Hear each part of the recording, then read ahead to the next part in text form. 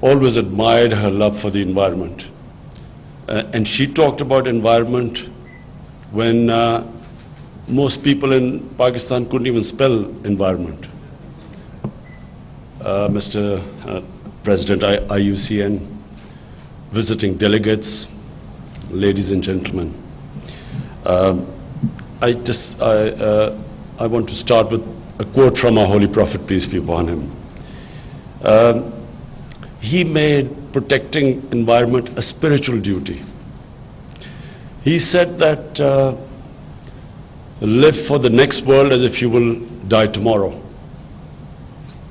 Live for the next world as if you'll die tomorrow, so you have to be doing your best deeds.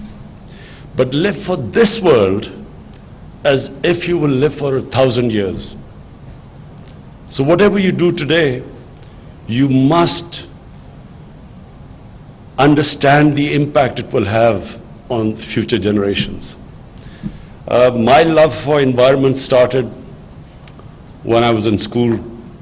Our summer was spent in the hills close to Islamabad, the foothills of the Himalayas. And winter was spent, most of the winter, weekends shooting partridge in various parts of Pakistan. So I was one of those fortunate Pakistanis who saw the diversity of the country. From east to west, north to south, it is a very diverse country. It has 12 ecological zones in Pakistan. So you have from alpine to tropical, from desert to Himalayan forests.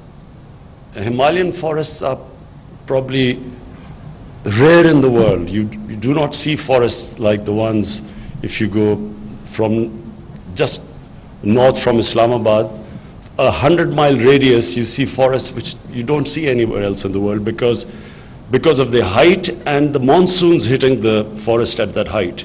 So it produces this ecology, the sort of wildlife, bird life, which you don't see anywhere else. But most Pakistanis never saw this. Most of people I grew up lived in cities and stayed in cities. So they didn't really understand the beauty of Pakistan. And so then I got involved in professional sports, so I was cut off for a while. But when I wrote this book about 30 years back, it was when I cut down on my cricket and again started visiting the northern areas, which are my favorite place in the whole world. I began to realize the disaster that was taking place in Pakistan. When I was born, the population of Pakistan was 40 million, just under 40 million.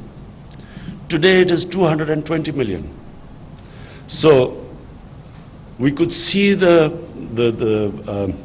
caption in the book, which I said, the dwindling wildlife and forests of Pakistan. Because I could see when I went back after school and in this big period when I was playing professional sport, when I again went to the mountain areas, the northern areas, and started shooting again, that's when I realized the devastation that had been caused by this population growth, but also no concern at all by our governments about the environment in Pakistan. And I repeat, the reason was in fact, all the decision makers came from cities, and they did not really know what was happening outside the cities. So I pledged that if ever I got into power, this would become my priority, that we must protect the great God-given beauty of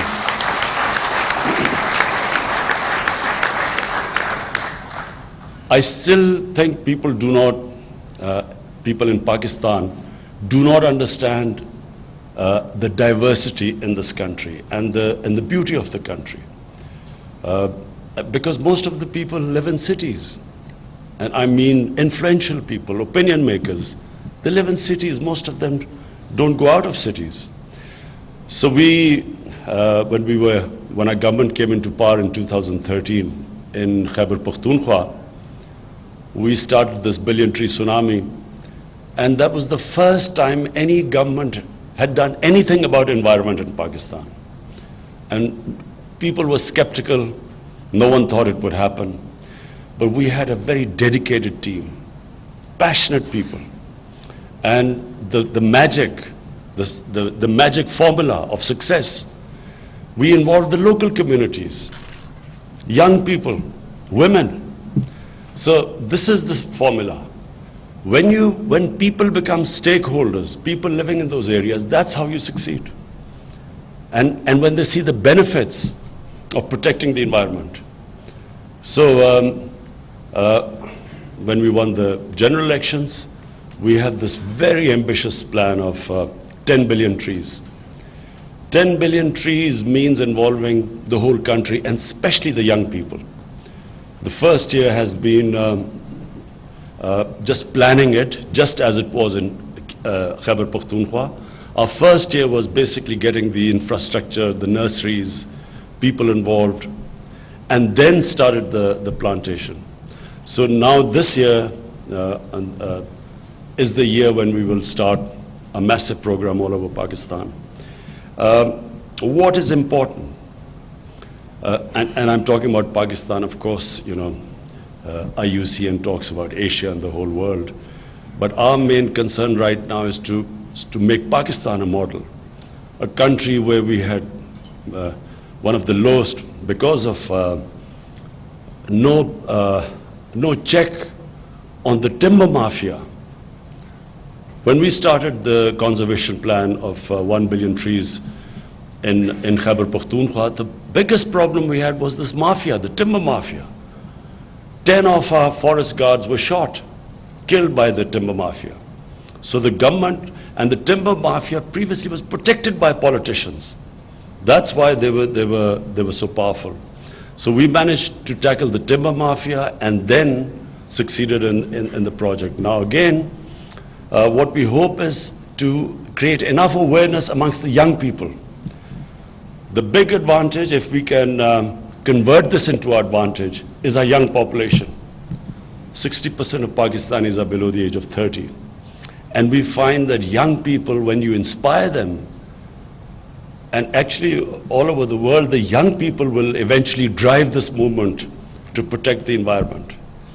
I just read this newspaper this morning that the United States is pulling out of the Paris Accords, which is a big shame because this constant battle between the material and the spiritual. Spiritual basically means selfless, where you think of humanity. And material is where it's just now what matters is just whatever is make hay while the sun shines. Opposite of what the Prophet's saying is. So what we hope to do is to inspire our young people. What we hope to do is put it in children's syllabus now, that it is important to protect the environment for their future. And we have already started another campaign. Our cities were just spreading. Rather than going up, they were eating up all the green areas. Islamabad is, if it wasn't checked, it would go all the way up into the mountains. So we have now started a plan to restrict the cities, make the cities go up, and make people conscious. The town plan is conscious of the environment. Previously, there was just no concept of worrying about the environment. Waste disposal, cleaning up our rivers, cleaning up air pollution. What we are seeing in New Delhi now is frightening. I mean, I remember going to India in the 70s. Delhi was one of the cleanest cities. And now I was watching on television what is going on, and similar thing is happening in Lahore. Lahore is one of the most polluted cities. I grew up in Lahore, and you could drink the tap water. It was one of the sweetest water to drink. Now Lahore is just this huge city, unplanned. And we discovered that in 10 years, they had cut off 70% of the trees in Lahore. The Lahore tree cover went down by 70%. And that is one of the main reasons why pollution has also gone up. So, to conclude, I admire what IUCN does. I always think that people who worry about the environment are great human beings. I consider them spiritual because all religions talk about being selfless and thinking about others. And on the other hand, the material God only thinks of themselves, the selfish people who actually do not worry about the impact of what the actions are doing on other human beings. And I admire IUCN. That's why I always admired Aban, because when she used to talk about environment, people would laugh at her. I remember in the 90s when people used to talk about global warming, people would think them lunatics. And when people would talk about climate change, no one understood. But now, everyone, especially people living in the rural areas where they are more close to nature, everyone, now suddenly they see the impact of climate change. In our mountains, in the Karakoram and Himalayas, in Hindu Kush, the glaciers are retreating. There are glacial lakes formed. And glaciers is what sustains the population of the subcontinent. This is on the northern side. So, I want to again welcome all of you. I hope that this conference is productive, and I will try my best to appear in Marseille in a few months' time. Thank you.